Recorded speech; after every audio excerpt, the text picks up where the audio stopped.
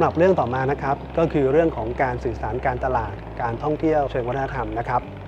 การสื่อสารการตลาดนั้นเนี่ยโดยความหมายแล้วก็คือข้อมูลข่าวสารนะครับที่นักการตลาดเนี่ยพัฒนาขึ้นเพื่อสื่อสารเกี่ยวกับข้อมูลทางการตลาดหรือแหล่งท่องเที่ยวของตนสื่อไปยังนักท่องเที่ยวในแต่ละกลุ่มซึ่งอาจจะใช้เครื่องไม้เครื่องมือที่หลากหลายไม่ว่าจะเป็น Facebook ก็ดีนะครับหรืออาจจะใช้โบรชัวร์หรือเอกสารประชาสัมพันธ์ต่างๆโดยมีจุดมุ่งหวังครับก็คือต้องการให้นักท่องเที่ยวเนี่ยได้รับรู้ข้อมูลข่าวสารของแหล่งท่องเที่ยวของตนจุดประสงค์รองขึ้นมาก็คือ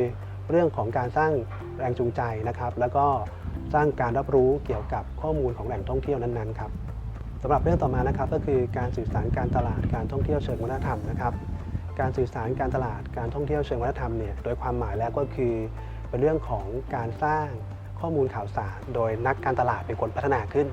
จุดมุ่งหมายก็คือต้องการสื่อสารเกี่ยวกับแหล่งท่องเที่ยวของตนว่ามีรายละเอียดหรือมีสิ่งที่น่าดึงดูดอะไรบ้างรูปแบบในการสื่อสารก็มีรูปแบบที่หลากหลายไม่ว่าจะเป็น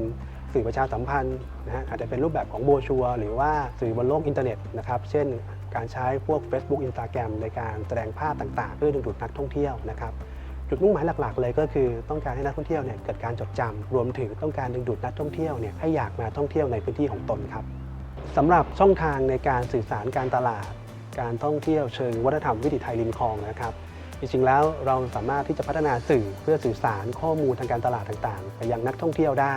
ซึ่งจริงๆแล้วเนี่ยสื่อเนี่ยที่สามารถนำมาใช้ได้เนี่ยมีด้วยกันทั้งสิ้น5สื่อด้วยกันครับสื่อที่1นะครับก็คือสื่อมวลชนนะครับโดยส่วนมากแล้วเราก็นิยมใช้กันในเรื่องของการลงรายละเอียดของสถานที่ท่องเที่ยวไปยังนิตยสารด้านการท่องเที่ยวนะครับหรืออาจจะประชาสัมพันธ์ไปยังหนังสือพิมพ์ต่างๆก็ได้ครับสื่อที่2นั้นก็คือสื่ออินเทอร์เน็ตครับใช้โครงข่ายการสื่อสารที่เกิดขึ้นจากการเชื่อมโยงระหว่างคอมพิวเตอร์ทั่วโลกโดยมีการใช้แอปพลิเคชันต่างๆหรือโปรแกรมต่างๆที่นิยมใช้กันก็อย่างเช่นพวก Facebook นะครับ LINE นะครับหรือว่าในบางแหล่งท่องเที่ยวก็มีการพัฒนาเว็บไซต์ของตนสื่อที่3นะครับก็คือสื่อโทรทัศน์นะครับก็คือสื่อที่มีการประชาสัมพันธ์ด้วยภาพและเสียงสื่อที่4นะครับก็คือสื่อด้วยตัวบุคคลเป็นสื่อที่ใช้กันมากนะครับโดยส่วนมากแล้วก็คือจะเป็นการสื่อสารด้วยคำพูดที่มีทั้งแบบที่เป็นทางการและไม่เป็นทางการสื่อที่5นะครับก็คือสื่อเฉพาะกิจนะครับเป็นสื่อที่ถูกผลิตเนื้อหาขึ้นมาโดยมีจุดมุ่งหมายหลักๆก็คือต้องการที่จะสื่อสารไปยังผู้รับสารเฉพาะกลุ่มเช่นเรื่องของการจัดนิทรรศการ